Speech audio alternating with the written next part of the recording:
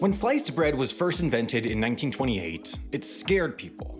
The small town of Chillicothe, Missouri was the first place in the world that saw the commercial use of a bread slicing machine, and the local papers reported that the very idea was, quote, startling. Otto Rohwedder, the guy who decided to combine the power of bread with the magic of slicing, had to take out full newspaper ads carefully walking people through the daunting steps of eating sliced bread, such as, quote, opening the wrapper at one end and, quote, removing as many slices as desired. Eventually, though, people got the hang of it, and sliced bread became the greatest invention since sliced bread. Wonder Bread, the first major brand to start slicing their bread, soared in popularity, and by the early 1930s, only a few years after its invention, nearly 80% of all bread sold in the United States was pre-sliced. Everything was looking great for the future of sliced bread, but then, in 1943, for a harrowing 47 days, the US made sliced bread illegal. Why? Well, it's a bit of a long story. In the 9th century BCE, a group of Chinese monks combined saltpeter, sulfur, and charcoal in an attempt to create a life-extending elixir, accidentally synthesizing what would later become known as gunpowder. Next thing you know, it's World War II. Things are really bad. Not only is Hitler fully alive and doing stuff, but the cost of consumer goods is skyrocketing. International shipping lanes are interrupted, and manufacturing resources around the world are diverted away from producing consumer goods and towards producing axes, or whatever it was that people were killing each other with. Now, when this economic crisis finally hit the US, the American government did what they normally do to combat a collapsing supply chain and out-of-control inflation. Absolutely nothing. Oh, wait, sorry, wrong century. No, this time they did something radical. FDR issued an executive order creating the Office of Price Administration, which essentially completely transformed the way that the US economy worked for years. You couldn't just walk into a store and exchange money for goods and services anymore. The entire capitalist system got a shiny new makeover.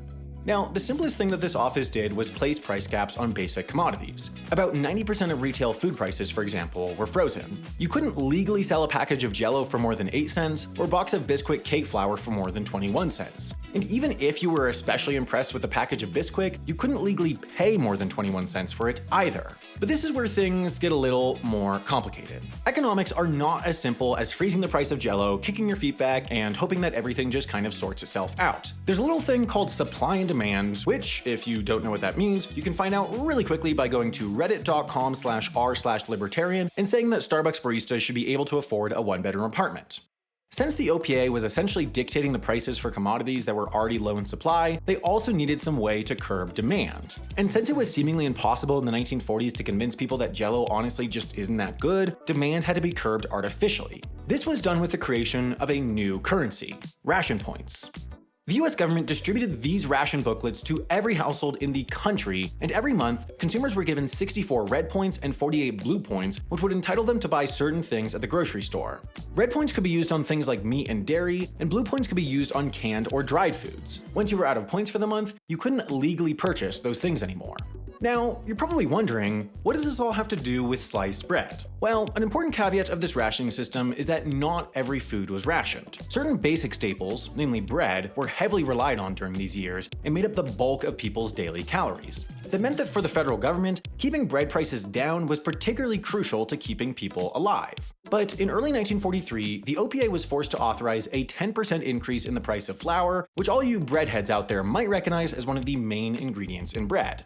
Now, the OPA wasn't too keen on jacking up the price of bread, given that it might kill everybody, so the Department of Agriculture stepped in with a solution: make it illegal to pre-slice the bread. Sliced bread was slightly more expensive to produce than unsliced bread, given the extra equipment and manpower, so banning sliced bread would theoretically offset the increase in flour prices. This would also save approximately 100 tons of alloyed steel and the extra wax paper that was needed to keep the sliced bread fresh, both of which were sorely needed by the military at the time. It was a win-win for everybody, and by everybody I mean just the federal government because everyone else was super pissed. Bakeries were, naturally, not thrilled that they couldn't use their expensive new bread slicing machines, and housewives around the country protested. This woman wrote to the New York Times 10 days after the ban, complaining that 22 slices of bread was arguably too many slices to slice in a day, and that she was also pretty bad at it. Less than a month into the ban, Time magazine declared that, quote, this war was getting pretty awful, and that was entirely in reference to the sliced bread thing, with zero mention of the 6 million people who had been killed up to that point. That's how bad it was.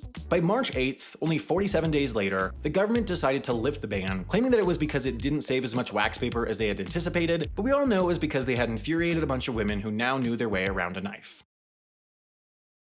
Okay, so funny story, my team and I were researching this video while we were traveling abroad, and it turns out that trying to use American websites with facts about America stuff sucks when you're traveling.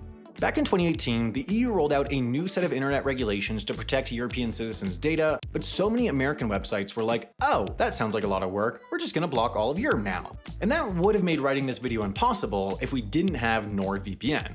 With Nord, we were able to change our location to the US with just a click. It was effortlessly easy, and there would have been no other way for us to access those websites. It also meant that we were completely protected wherever we were. When you're using any kind of public Wi-Fi, you're leaving your data, your files, and your identity totally vulnerable. But you don't have to worry about any of that when you're using a VPN. Nord keeps your connection completely encrypted and secure. If you use the internet outside of the home at all, at the coffee shop, on the train, at a co-working space, you should really consider trying out NordVPN.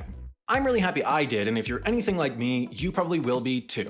By signing up with my link, you'll get a huge discount and 4 extra months for free with a 2-year subscription. Plus, you'll be supporting our channel while you're at it. And hey, if it doesn't work out or you don't get enough use out of it, you don't need to worry. Nord offers a 30-day money-back guarantee. So click the button on screen or follow the link in the description and try out Nord today.